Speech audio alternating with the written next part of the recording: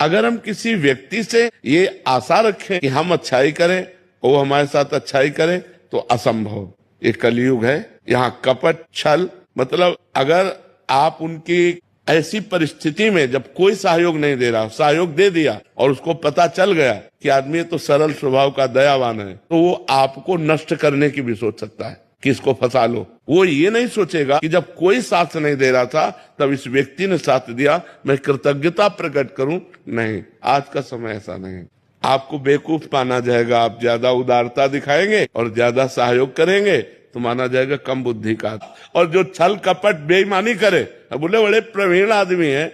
आज सम्मान किनका होता है? दंभी, पाखंडी, छल कपट का। और सत्य से चलोगे तो बुद्धू कहे जाओगे।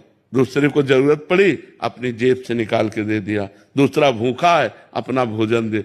इसको भगवान आदर देते हैं।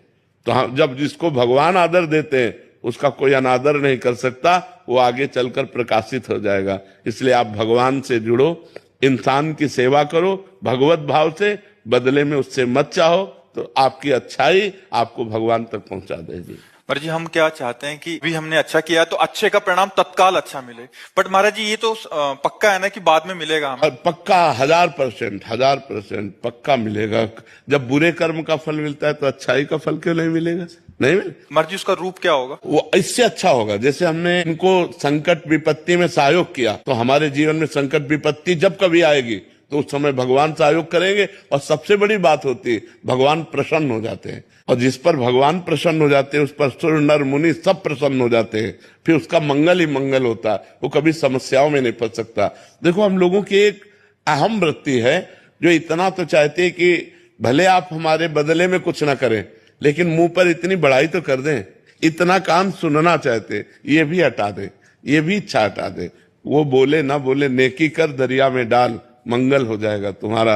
भगवान प्रसन्न हो गए तो सब बात बन जाएगी। महाराज जिससे संतोष हो रहा है कि बाद में तो अच्छा होगा, बहुत अच्छा होगा। ये जो आप कर रहे हैं सरकारी बैंक में जमा हो रहा है। जैसे आप किसी को दवा दिला देते हैं, किसी की विपत्ति में सहयोग कर देते हैं, किसी को भूख मिटा देते हैं, किसी को, वो बोले ना बोले लेकिन मालिक देख रहा है ना, वो हिसाब आपका करेगा। वो हिसाब करेगा तो बहुत अच्छा करेगा।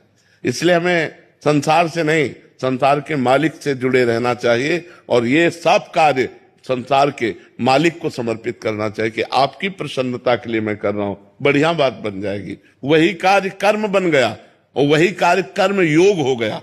जो भगवान को समर्पित कर दिया गया वो कर्म योग हो। कर्म योग भगवान की प्राप्ति कराता है। और जिसको भगवान मिल गए तो फिर क्या दुर्लभ रह गया, सब आनंद मिल जाते हैं।